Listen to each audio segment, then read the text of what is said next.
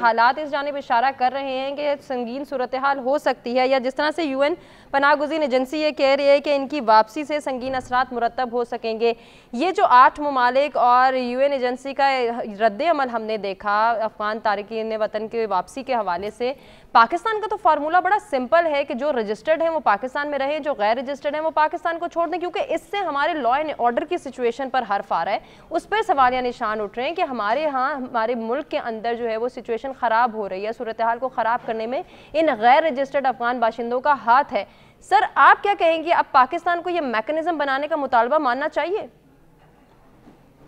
I think اس پہ تھوڑا elaborate میں کروں گا، انکلوڈنگ دا بیک گراؤنڈ، بڑا ضروری ہے۔ آئی تھنک کچھ پوائنٹس آلریڈی آ گئے ہیں۔ ایک تو یہ ہے کہ even Islamic point of view سے دیکھیں تو جو ہجرت ہے مکہ سے مدینہ کی طرف، that was from in area یا ایک سٹی تھا جو کفار کے پاس تھا، اور ہجرت آپ نے کی ایک پناہ گاہ بنائی جہاں مسلمز تھے، یعنی ایک اسٹیٹ بنی۔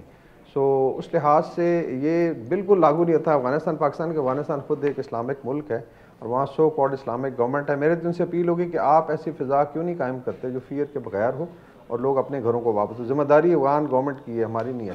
دوسرا آ جاتا ہے کہ جو فگرز ہے وہ بڑا کلیئر ہونا چاہیے۔ It is more then 5 million, جس میں 30 لاکھ جو ہیں پرانے ہیں، فرسٹ انٹرونشن جو رشیا کی اس وقت کے ہیں، جن کی سیکنڈ جنریشن لیے ان کی رجسٹریشن بھی ہوئی ہے، دیر از نو ایشو۔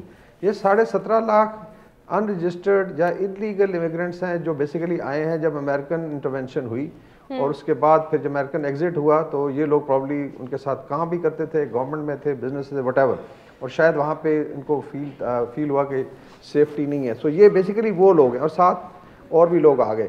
سو اس میں ایک تو بائیفرکیشن کی ضرورت ہے۔ وی آر ناٹ، اور اگر ٹوٹل تعداد دیکھیں 50 لاکھ، تو یورپ کے کافی سارے ممالک ہیں جن کی شاید آبادی 50 لاکھ نہیں ہے، تو آپ نے پورا ایک ٹیکنیکل ایک ملک سنبھالا ہوا، تو دیر از نو ایشو ود 30 لاکھ۔ تو یہ بڑا کلیئر ہونا چاہیے۔ دوسرا، افغانستان میں 2 بڑی انٹرونشن ہم بھول جاتے ہیں۔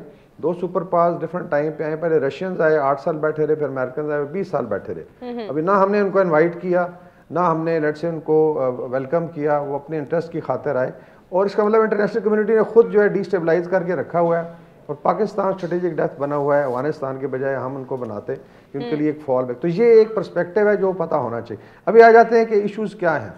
یہ جب نکلے ہیں تو اس میں 6 سے 7 لاکھ لوگوں کو پرومس کیا گیا تھا نارتھ امریکہ اور یورپ میں کہ جی ہم آپ کو لیں گے، بیکاز وہی بیسیکلی ویدر سول سروس یا فوج میں تھے یا ان کے نیٹو کے لیے کام کرتے تھے۔ تو وعدہ انہوں نے کیا تھا کہ 3 مہینے آپ ادھر اسٹے کریں، اسلام آباد پشاور، ویزا لگے گا اور آپ جائیں گے۔